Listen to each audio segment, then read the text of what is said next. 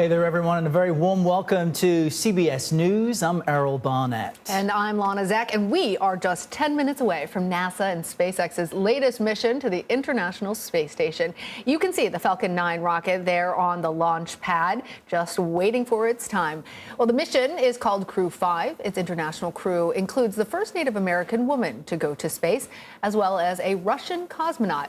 Let's go ahead and bring in CBS News national correspondent Mark Strassmann, CBS News space consultant Bill Harwood, and Thomas Marshburn, who piloted the NASA SpaceX Crew-3 mission to the International Space Station that we watched last year. Welcome to all of you.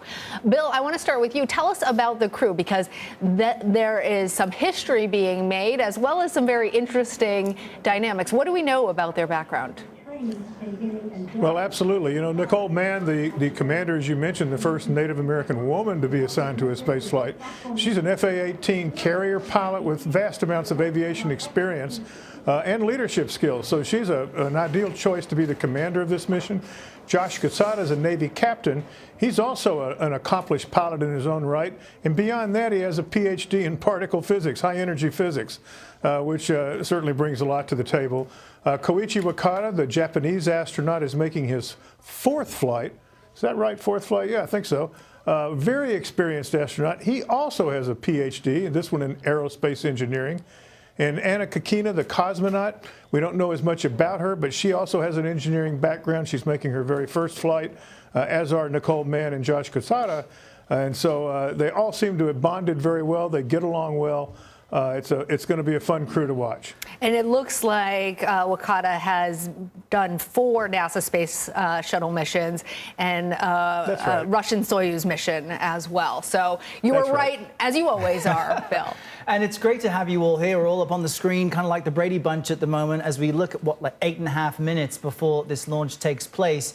Mark, what's taking place in the background of all of this? Because you've had a chance to speak with some of the crew, and as we've just mentioned, we have a Russian cosmonaut on board. How are they balancing the professional relationships, given those current tensions that we're covering between Russia and the U.S.? Yeah, Earl, it's a good question. Her name is Anna Kakina. She's 38 years old. She's the only active woman right now in Russia's space program. The first Russian to launch on a U.S. spaceship in nearly 20 years, and the first since Russia's invasion of Ukraine. Look, they're astronauts, not politicians to some degree. Their focus is always going to be on the mission at hand. But I asked them, look, you're also people, and you're about to be confined. You've been confined in training largely, and now you're going to be confined up in space. And it's only human to talk about certain things. And I asked them, each of them, like, okay, so do you talk about it? Do you think about it? And at least their public position is, we really don't. We're too busy. We have too much going on. We just focus on the mission, and that's it. And if you think about it, it really does kind of make sense. I mean, once they're in space, Americans and Russians rely on each other for their survival, right? Mm-hmm. Because there are separate sides of the ISS, and you cannot operate any of this unless both of them are up there in space and working on their respective sides of the space station. And so when you depend on each other for survival, that becomes the priority.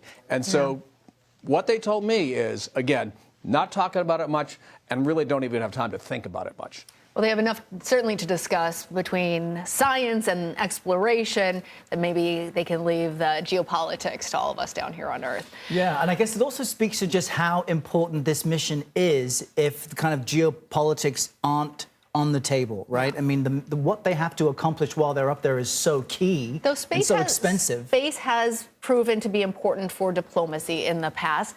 Thomas, you know what it's like to actually be in these astronauts' shoes. What's going through their minds right now, if not geopolitics? Well, certainly they're incredibly excited. Just imagine the most exciting day you had as a child, whether it's a holiday or something, and they are experiencing all of that excitement right now, particularly the 3 that have never been in space before, had a rocket ride. Koichi is very experienced in that. I'm sure he's told them what to expect, but they're lying back. They're doing the monitoring, the commander and pilot in particular. There's a lot to look at just to keep the crew's mindset on exactly what's happening. They are have tablets that they can monitor with as well, which are tightly strapped down. You don't want to drop anything at this moment. But they're hearing probably the fuel flowing in. This is not anything we get in the simulator. And they might even feel a little bit of rocket movement with that. And so it's all very real for them. The beast is just now becoming to be alive. Thomas, I was already excited. I'm a big space nerd, but I was already excited for them. And then with that idea that they can start to hear that fuel, the anticipation, I love that detail. And their adrenaline must be pumping right now. As well, As we approach the 5-minute mark, then, Thomas, what likely is on their checklist right now? Well, right now, again, monitoring all the systems, the ground is actually feeding them information and making sure they're probably talking, hey, we can expect this to come up here in the next 2 minutes, and then have that come in. But it's pretty much up to the ground to get them up into space at this point. There's not a lot they can do. They have an emergency abort handle that they could pull now that that's been activated, which it was a few minutes ago. Everybody's keeping their hands away from that handle right now. I can tell you, I kept my hand on my knee away from that. And Raja Shari, the commander, same thing. But they've been through this sequence many times in the simulators. So they're very relaxed about that. They're not worried about anything. And I think they're able just to watch the process and really enjoy it. And we're watching a live picture there at the top capsule where they are just minutes before launch. Bill, what will the crew actually be doing once they make it to the International Space Station? What's on the to-do list up in space? Well, quite a bit. They're going to do what they call a direct handover. So the crew of this Crew Dragon is going to get shown the ropes, get them familiarized with the station by the crew that's already up there, the Crew-4 astronauts. And then after that handover period is complete, and that's a pretty busy time, as Thomas could tell you, the Crew-4 astronauts will return to Earth. They're scheduled to splash down on October the 13th. And then the Crew-5 astronauts are going to settle in for their long-duration mission, and they've got a full slate of science experiments and research projects and spacewalks coming up to deal with and fill the time. Mark, you know, this is such an interesting evolution in space exploration with this ongoing collaboration between NASA and a private company, in this case, SpaceX. How has it transformed the way that we approach these great mysteries of space? Well, if you remember, in this era, commercial crew era, essentially they hired the Uber and Lyft to the space station. That is SpaceX and Boeing. Problem is, Boeing hasn't been able to pull it off yet, and SpaceX has been able to go up repeatedly. So without SpaceX, we would still be essentially waiting to hitch rides on the Soyuz the way we were in that period between 2011, when the space shuttle fleet retired, and when this new era officially began with what is now becoming fairly regular, not routine, because it's never routine, but regular trips to the ISS. So at this stage, NASA is a customer. NASA is a customer of SpaceX, and in theory will also be a customer of Boeing once Boeing gets up and running. And that, of course, is fundamentally different from the way it was. And now, just as we would, try to make a phone call to get an Uber or a Lyft, they basically call SpaceX and say, okay, we're interested in going in such and such a date, and can you give us a ride?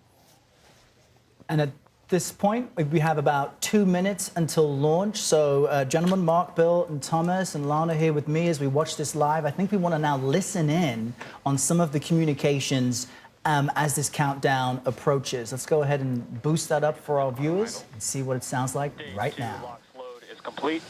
There we heard the call out. Falcon 9 is now completely fueled. All of its propellants. So closeouts are starting. Expect loud landing. All of its propellants, and we can see that leftover liquid oxygen now being vented or released, now flowing further away from the vehicle. So nearly 1 million pounds of liquid oxygen in RP1 now on board Falcon 9. It is fully loaded and ready for launch.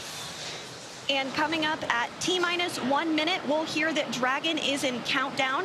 Its flight computer will switch to countdown mode, and we'll hear that the flight termination system on Falcon 9 is armed. FPS is armed. Falcon 9 is in startup and is now controlling. And there you heard it. Dragon is in countdown. Dragon's flight computer in countdown. The flight termination system now armed. Should get the final go for launch from SpaceX launch director Mark Strassmann. Dragon, SpaceX. Godspeed. Go for launch. SpaceX Dragon, go for launch. SpaceX T-minus reports 30 go. seconds. Crew reports go. 30 seconds until liftoff.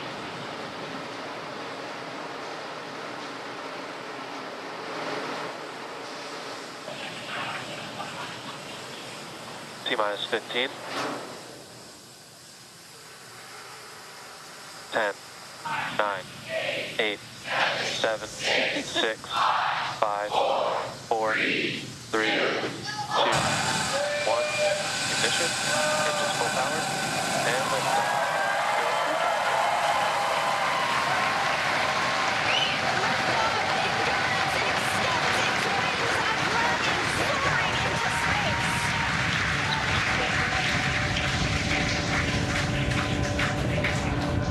Stage 1 propulsion is nominal.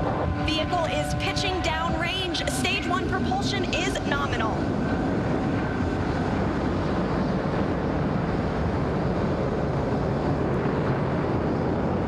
We're now at T plus 35 seconds into the 5th rotational crew mission on board Dragon and Falcon 9. Nominal power and telemetry. Coming up in just a few seconds, we'll hear the call out for stage 1 throttle down. Stage 1 throttle down. Falcon 9 engines throttling down to help pass through the period of maximum dynamic pressure.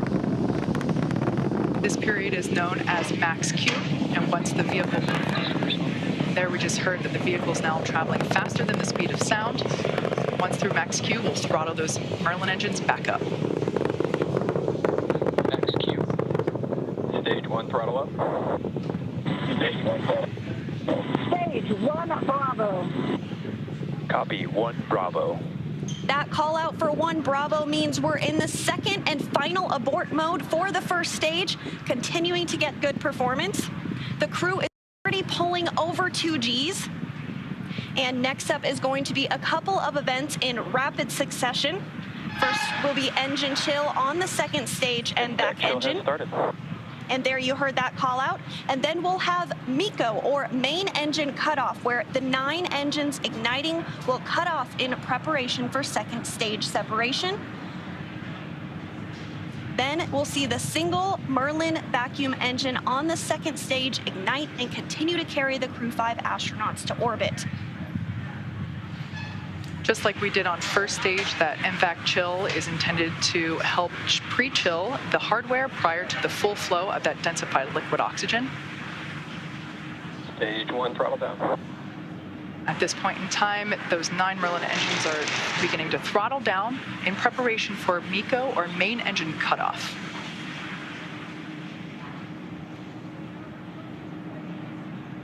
Standing by for MECO. And MECO. Stage 2 Alpha. And stage separation confirmed. Copy 2 Alpha. There we should see that second engine begin to ignite now. Ignition. And obviously confirmed by the loud cheer behind us here at Mission Control Hawthorne. And we're also in 2 Alpha for the aborts if needed. Again, second stage is lit and continuing to carry the Crew-5 astronauts into orbit. We're now getting a view of the first stage after that stage separation. The second stage still being illuminated by that single Merlin vacuum engine, and that's on the right-hand side of your screen. First stage on the left-hand side of your screen making its way back to Earth. We will be attempting to land it on our drone ship, which today we are using Just Read the Instructions. Acquisition signal, Bermuda.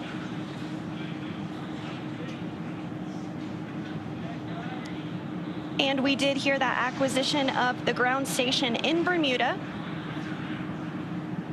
The first stage is continuing to make its way back to Earth, and the second stage is going to continue. SpaceX, trajectory nominal. Another good call, trajectory nominal. Dragon copy. Confirmation there from Commander Nicole Mann. You can also sort of see the Space Coast there in the background of the first stage on the left-hand side of your screen. It also looks like you can actually see the thrust plume created by the first stage as it's now rotating just out of screen. Second stage is going to continue firing until a little over 8 minutes into the flight, really doing the heavy lifting now, getting the crew into orbit. Everything continues to look nominal on both first and second stages. As I mentioned before, the first stage will be making a landing on one of our drone ships, which is currently parked a couple hundred miles off the coast of Florida in the Atlantic Ocean. So we can see now that Dragon, SpaceX, trajectory nominal. good confirmation there that we have good trajectory. The second stage now traveling over 5,400 miles per hour. Crew is pulling a little more than 1G right now. That's going to continue to... A successful launch. We heard those cheers and we celebrated here in the studio. I want to bring back in CBS News national correspondent Mark Strassmann, CBS News space consultant Bill Harwood, and Thomas Marshburn, who piloted the NASA SpaceX Crew-5 mission to the International Space Station last year. Thomas, we loved your descriptions before about how the astronauts were feeling in those moments leading up to that successful launch. How are they feeling right now? There are smiles on their faces for sure, although they're experiencing about 4 Gs building up to that right now, which, for a pilot like Josh and Nicole, maybe not a big deal, but it is sustained for minutes. It's a whole 8.5 minutes or longer before they get to orbit. And what so does people that are starting feel to like? breathe in sips. Thomas, tell us, because most of us don't have that experience. Yeah. So they're 4 times the force of gravity. So imagine you weigh 4 times what you do now, sort of a gorilla sitting on your chest. They're on their backs. So they have to take their breath in sips. It's kind of hard to have a conversation or say anything, but I'm certain that there are smiles on all of their faces. And on the ground, they've gotten through the most dangerous part of the launch right now. They look like they're on their way. And so, 6 months of magic is about to happen, and I know they're super excited. It was also incredible because during the very calm and official countdown, you could hear people in the background chanting and counting down as well. Mark, you have a great view of this there on the ground. We know that what makes this incredible is that pieces are coming back to Earth to be reused again. What was it like from your vantage point, and what happens next here on the surface? Well, just for a frame of reference, we are about 3 miles where we're sitting from the launch pad, and it really can't get a whole lot closer safely and do it. And I tell you, it never gets old. I mean, I turned around and looked through the window because, frankly, it's a little bit a better experience than just watching it on TV. I bet. And so, I mean, the controlled explosion, it goes up, and then there's a time lag, right, of 5-6 seconds, and then all of a sudden this wall of sound comes at you over the water behind you, and then the windows behind me just started rattling, right? Because it is, I mean, it is a significant event that's going on behind you, and this is really a concrete bunker we have here, and yet it rattles the bunker, and so that's always impressive. And I don't know what 4Gs is like either, but just to sit here and feel that kind of force from 3 miles away gives you a very vague sense of what the sensations must be like inside that rocket that Tom was talking about. So anyway, it all looked. Listen, from my vantage point, it all looked perfect. I'm sure Bill and Tom have some thoughts on that too. But now we're now 30-40 seconds away from the first stage returning to the ship offshore, which is the other remarkable part of this, right? I mean, there are 2 significant moments to me. One is the controlled explosion that lifts the rocket. And the other, in the world of SpaceX, is when you see the first stage returning to Earth and landing nose up. I mean, it's like, how did they manage to pull this off? And we're about to get that moment in about 10-15 seconds. Well, let's dip back in and see if we can hear. Yeah, because we're watching those live pictures on the right as this piece of the rocket makes its return to the Earth. Listening for confirmation of a good orbit, which tells us the crew and Dragon are exactly where they need to be. And there we had confirmation that the Stage MVAC 1 landing burn. has shut down simultaneously. The entry. SpaceX nominal orbit insertion. And you heard that call for a good insertion. We will coast for a few minutes. There we can see the drone ship coming into view as Falcon 9 attempts. Stage 1 landing leg deploy. We can see those landing legs have now deployed. And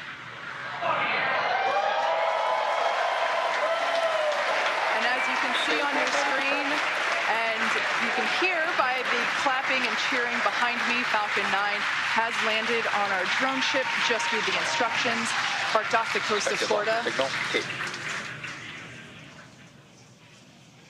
And again, that second stage separation will be coming up just a couple of minutes now. We do coast for a few minutes after second engine cutoff to allow any rates or motion to dampen out and settle. And looks like we're going to get a view of the second stage as it separates here shortly. We did hear that the Crew has been successfully inserted into a good orbit.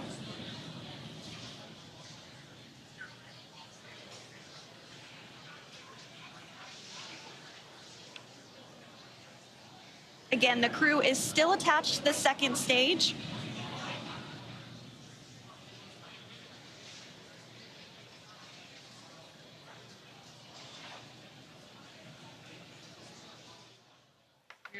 Bill, that was so incredible to watch how it successfully landed there. Tell us more about the engineering accomplishments that have gone into the Dragon. Bill, do we have you? Oh, I'm sorry. I thought you were talking to someone else. My apologies. My apologies. Mark and I were just sitting here talking a moment ago, watching the video from the first stage as that rocket came down tail first for a landing. That is still an utterly amazing sight. They've done this over 100 times, multiple times. They've perfected that technology. Only company in the world that brings stages back like that from the edge of space. And that's a remarkable achievement. And of course, what they've also managed to do with this rocket is standardize its operation, if you will. The second stage performs almost identically on every flight, whether it's a Crew Dragon flight or a Starlink launch or, commercial satellites. And it's very, very repetitive in the sense that they can do it over and over and over again. They've launched, this is the 44th launch so far this year for SpaceX. Every launch now is a record for the number of launches in a year for any given company. And putting all that together, it's a remarkable achievement, no question. And the key being that it helps diminish the cost of these trips when you can reuse tools like this. I mean, that's the real breakthrough. And something incredible has also just happened now. I think that's the second stage we're seeing separate. Bill, go ahead and tell us a little bit more about, as we're talking about the engineering marvel of all this, what's going on now for our viewers. Well, right now, the Crew Dragon capsule itself is just separated from the second stage of the Falcon 9 rocket. This camera view is from the second stage looking into what they call the trunk section. It's really kind of a trunk, like in your car. You can store equipment bound for the station. Yep, please continue. No, I'm listening to Nicole Mann in my ear talking about how exciting the ride was. Oh, please share that with all of us. I'm sorry that we missed that audio. Oh, I think it's coming right up. Okay, we will go ahead, and our control room has that capability. We're going to go ahead and listen to the astronauts in their own voices. I appreciate all the help to give us a smooth ride and training. And thank you so much. JAXA の支援隊の皆さん、非常にスムーズな打ち上げでした。打ち上げご支援していただいた皆さん、応援に駆けつけてくださった皆さん、ありがとうございました。この調子でチームワークを持って頑張ります。Thank you for your support. Anya. Thank you, Falcon 9 and fellow agencies, to Roscosmos, NASA, and JAXA, and SpaceX exactly for giving us that opportunity. We're so glad to do it together. And thank you for everybody, for all people who with us. Спасибо большое всем агентствам, Роскосмос, НАСА, JAXA и, естественно, SpaceX за предоставленную нам возможность. Мы рады всем экипажам делать то, что мы сейчас делаем. И большое спасибо всем людям, кто сейчас с нами.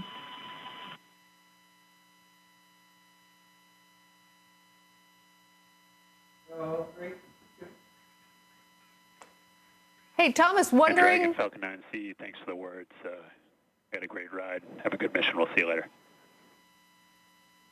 Thomas, wondering if you know what that doll is that seems to be floating around in the capsule. Looks like Einstein, but. It could be. I'm not quite sure what they picked, but every crew picks at least one. They call it the zero-G indicator, left over from or continued in the Russian program. So everybody looking on camera knows exactly when the crew is experiencing zero-G because they can see that object float up. And I was wondering the same. Looks like Einstein.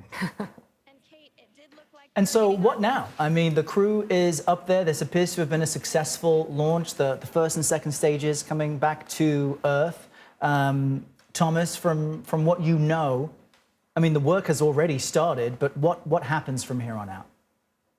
So we need to make sure the capsule is environmentally safe, no leaks, nothing coming out into the atmosphere they didn't expect, because the first thing the crew is going to do is open their visors, and then the seats 1 and 4, that is Koichi and Anna, are going to get out of their seats and start getting out of their suits.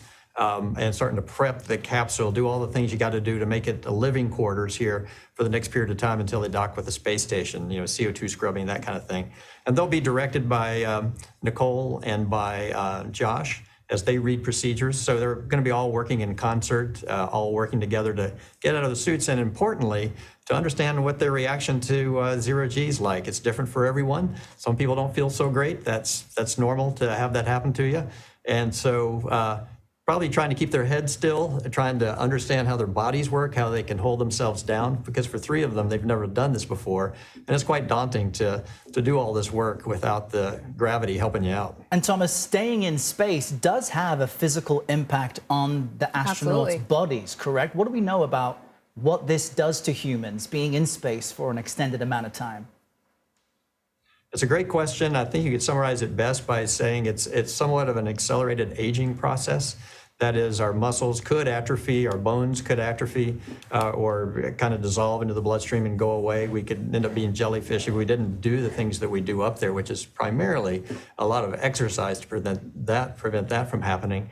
Fluid shifts have profound effects on human physiology, but the human body is great at adapting to that. Right now, they're feeling fluid up in their heads, and they're going to be feeling that for the next 6 months, kind of a little stuffiness in their heads, which would be a kind of a fascinating feeling for them. The vestibular system for a few days is going to have to adapt to this, because it's never, in any of their lives, have they ever not experienced for this long a time the influence of gravity. And then finally, radiation effects. And we're still trying to understand all that, its effect on cardiovascular, skin, brain, all of that. So they're kind of putting themselves in as being guinea pigs, but that's part of the job. And it's actually a fascinating area of research that I'm a medical doctor. It has profound impacts for medical care on the ground. So it's all very exciting. Mark, with the 1 minute we have left, I want to pay tribute to Commander Nicole Mann, who is the first Native American woman in space. She had said prior to launch that it's important to celebrate our diversity and also realize how important it is when we collaborate and unite the incredible accomplishments that we can have. We have, it seems like, seen more historic launches, historic commanders and partners in all of this than at any other point in history. Tell us about why this has become so important, and has this brought more people into the inclusivity of the wonder of space? Yeah, I think everyone I talked to with the program and at NASA, and just, I mean, common sense would tell you, too, that this astronaut class reflects America in 2022, that the diversity of this class, like the diversity of this country, is a strength, and that what we saw in the Right Stuff era of the 1960s, just all white men, that era is come and gone, and that door is not only shut but been nailed shut. So you have someone like Nicole Mann, enormously accomplished, right? I mean, a combat fighter pilot. When you meet her, charismatic, a true leader. And the idea that you would not want to use a resource like that at a moment like this would make no sense whatsoever.